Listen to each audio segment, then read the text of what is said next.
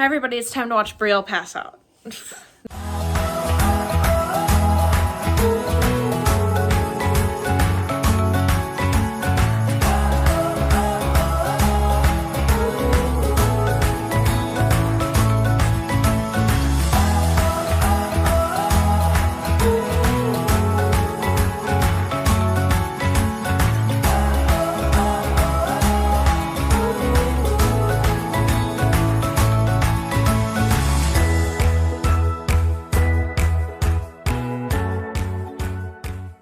So, what are we talking about today? Michaela had a second sleep study because she failed her first one. I didn't fail the first one. I talked to my doctor and we voided the sleep study. I feel like in a sleep study you're supposed to sleep.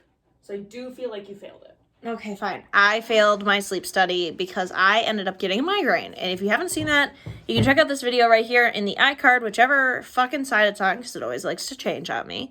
It's probably the same every time, but I don't freaking know. I'm almost 100% sure it is the same every time. But I don't remember. So, anyways, I had visited my doctor. Last time I think I talked to you guys, I'd followed up with my doctor. Basically, I was really depressed for like a week or two after the test. I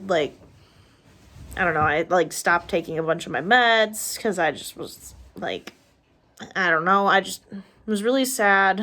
Because basically what happened was I skipped work. I didn't want to get out of bed. It was got rough. the results and they were like, you don't have anything because you couldn't fall asleep. And she was just like freaking out. But that's not true because like I had a migraine. So I talked to my doctor. I said, hey, I had a migraine. Like if this is how the test results are, like that's fine. And she's like, oh, you had a migraine? Oh, no, we shouldn't keep those results. You should do it again.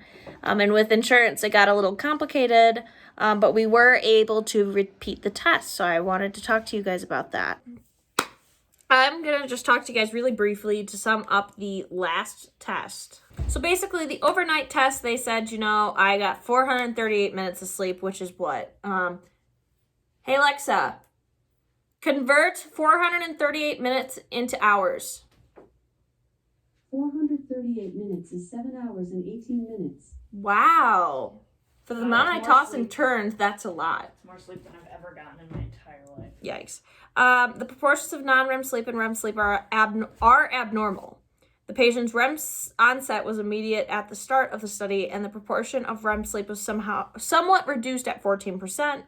My limbs periodically moved. Baseline normal heart rate for sleep. Video monitoring was without abnormal movements or behaviors, though I'm sure they watched me roll all over the place. Respiratory function was normal, so I don't have sleep apnea. Thank God. They said that I demonstrated immediate REM on sleep at sleep initiation. It's just that one weird thing. Lucky you. Huh? I said, lucky you. I don't reach REM until I'm in like hour 4, and then I usually have to wake up at hour 5. So How do you know? I have a Fitbit. Yeah, but that's not connected to your noggin, my friend. No, but it tracks your sleep. Okay, anyways, so this is the MLST. This is the part of the test that we had to redo, but this is the first one. So, Which is the nap test. So multiple sleep latency test. So it's basically how fast can you fall asleep and how quickly you can fall asleep and do you hit REM. So basically you get 20 minutes to fall asleep. If you don't fall asleep, they scratch it, we're done. So nap 1 took me 16 minutes. Nap 2 took me 18 and a half minutes. Nap 3 took me 20. That usually means that they don't count it because you didn't fall asleep. Nap 4 latency took 7 minutes. So that one I actually got a nap in, like a good nap in, I guess. And then nap 5 latency was 20 minutes. Basically, yeah. How long are the naps? Like, how long do you get to nap before they wake you up? So if you actually fall asleep, they give you between 20 and 30. They didn't really have like a specific range or a specific time range. But if you are still awake at 20 minutes, they'll come get you because they can tell if you're sleeping or not. The mean sleep onset latency, so that's how long it took overall for me to fall asleep, was 16.3 minutes. And I did not hit sleep onset REM. They didn't really know until like the last test when I was like, I have a serious migraine. Like, I didn't really want to like say anything because they told me like, oh, if you have a migraine, you're done. And my dad had told me that this is the only time I could do that test, which obviously wasn't true. So I was very stressed, very pressured. So it just didn't go very well. And so I saw my doctor like 2 weeks after this. I basically had called the nurse and I explained what happened. She's like, oh my God, we need to get you in right away. You need to talk to the doctor. Not like it's an emergency kind of thing, but the doctor really wants to talk to you, just to make sure you guys are on the same page and what you guys want to do moving forward. So basically we had talked and she said, yeah, you had a migraine, probably wasn't a great day for the test. So I want you to do it again. And after talking to my dad and telling him like, I have to figure this out. The weird thing is, and you know, I don't know if I think I posted that part of the video in the last video again, look in the archive. Those pictures of me just sleeping in random places, like this has been a long-standing issue. So it was really like, to me, it felt really catastrophic when it happened, you know. And when she found out. When I found out, you know, because like I was like, oh my God, I'm gonna live the rest of my life like this. I'm just never gonna be a productive member of society, you know. Because things have happened like that affect like her work, her school, her relationships. Like it basically is not a livable condition. I've had to schedule my life around my sleep and my migraines, and like when I started college, it was sleep. I had to schedule it around sleep. So, you know, it just hasn't been really conducive. It just hasn't been great, and I'm not saying like everybody should like go back from a doctor's appointment and be like, oh my God, it's catastrophic. It's just like this doctor had said, oh, I'm going to help you. I want you to feel better. She made me have a lot of hope. And when I read the test results, all the hope just, it just washed away. It was gone. It was just really hard to do anything. So anyways, I had this test. What was this? 6 days ago. So I'm just getting around to filming it now. So nap 1 was 5 minutes, nap 2 was 4.5, nap 3 was 9.5, nap 4 was 10.5, and nap 5 was 20 minutes. And they noted that the 5th nap was discarded due to anticipation anxiety causing insomnia, which I told them, I was like, well, you know, we're getting to the end. Like, I understand, like, I know why my body's like not falling asleep. It's because it's like, oh, we're almost done. Let's go home. But averaged over the first 4 naps was 7.4 minutes. So it took me 7.4 minutes to fall asleep, on average. So, which obviously like is a lot better. I think what helped with this test was I didn't sleep overnight. I didn't do the overnight sleep test again because they had the data. They were like, oh, this one thing was weird, but everything else was fine. I didn't redo the overnight test. So this one I drove in. I got there at like 7 a.m. So I think the idea of me like getting dressed at the house, doing my hair, putting my shoes on, getting in the car, driving for an hour, those are things that I do. Like I do those actions. Like I drive in the car, I get dressed, you know, like so I think the action of just getting up, driving somewhere, I think my body was like, oh, okay, we're having a day. Nice. And my body kind of knows like, hey, we're going to the medical clinics, you know, we've got a doctor's appointment. Like, this is something that like would definitely tire me out on an average day, except I got to nap while I was at the doctor's. So, you know, it's great.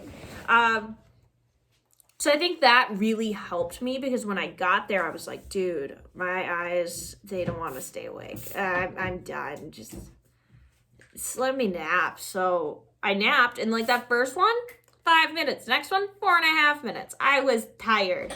And the other 2 went up because I started to wake up a little bit, but I was still like, you know, I'm tired.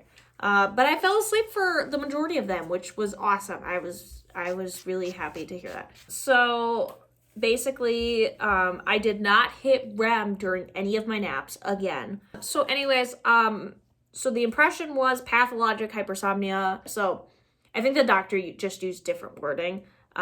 But it did end up being what my primary and what the sleep doctor originally thought it was, which is idiopathic hypersomnia, meaning, hey, it's happening, but we don't necessarily know why. But it is, again, it is common with individuals with POTS. So I think it's just because, like, your body is tired from existing and being tacky. So you go and you lay down and you get in such a routine of it that your body kind of like just is like, I'm tired all the time now. I don't think that's the whole entire issue, because this has been an issue since before I've been diagnosed. I don't know. I don't know how I feel about it, because it wasn't an issue when my POTS symptoms, like those beginning POTS symptoms, showed. But it started around the same time, like I was in high school, I was starting to do more things, but at the same time, my body was like, hold on. So, again, it's idiopathic. We don't really know why it's happening. So, yeah, I have a new diagnosis. So I will be starting on a medication called modafinil. And just really quick, it is like a stimulant, but it's not like a ADHD stimulant like ones I've been on in the past. It's meant to keep you awake for the time that you need to be awake and sleep when you need to sleep. So, I think I'm just really happy that, like, they, like, see what's going on now. Like, they're able to see, like, hey, yeah, she is napping a lot. Holy crap. Yeah. I think that's kind of it. I mean, I will be following up with the doctor, what is it? I think at the end of this month, maybe the beginning of next month, to just see how the medication's going. We are a little nervous because one of the main side effects is headaches, and I already have those, so, fun stuff. This sleep issue has especially been an issue in the last, like, 6 months, because I've been starting to have, like, oh my gosh, in the moment, like, I'm dozing, which isn't, like, I don't know. I think my brain's running out of space, guys. So, obviously, my brain says that's the end. Brielle, any thoughts, questions, concerns? So I went to her first sleep doctor appointment with her. Did I go to the second one with you too? I don't know. I think I did. I think so you did. I went to these appointments with her. They're with a pulmonologist. Because a lot of, and we talked about this in the last video, why she's the pulmonologist and a sleep doctor. It's because there's a lot of people with sleep apnea in the world, so. Yeah. So, when she mentioned these two different possible diagnoses that she mentioned, it was narcolepsy without cataplexy and idiopathic hypersomnia. Right. So when I got home, I did some research, and actually in my clinical biology class and my clinical social work class, we actually, in the past couple weeks, we've talked about both disorders, which is really interesting. And from what I have learned about idiopathic hypersomnia, a lot of it is, what happens is, like, it's called, like, nerve training. So your brain, like, over time, it's like when you drink a bunch of caffeine, and over time, if you don't drink that caffeine every day, you don't drink the amount that you normally drink, you start to get headaches. The same thing will happen with naps. So let's say that, you take a nap one day because you stayed up way too late, the last day. Okay, now the next day you might not need a nap, but maybe you feel like one. So over time, your body will tell you that you need the naps, and your body will essentially need them in order for you to function. So, which is not something, like, purposeful. It's not my fault that my body does this. Basically, from what I gathered in terms of what my classes said and what my research said and what the doctor said, is it's a combination of medication and lifestyle changes. Welcome to the life of somebody who's disabled. Where basically it's like you have to take this medication and then you also have to be at the same time teaching your body not to do it, which I'm in the middle of something like that right now. I'm glad that the second one worked out, because the first one I remember getting calls from you throughout the day and you were just like, she was so anxious that she wasn't sleeping, and I was like, it's a test, like you're not, it's not a like school test, it's a medical test, so like you want to just act as natural as possible, you know, like as much as like you're normal as possible. We're gonna end this video here. If you guys, if you know anybody with idiopathic hypersomnia or you have it and want to talk about your experiences, let me know down in the comments. Or if you're struggling with something similar and you haven't found an answer and it's really frustrating. Yeah. All right. Bye.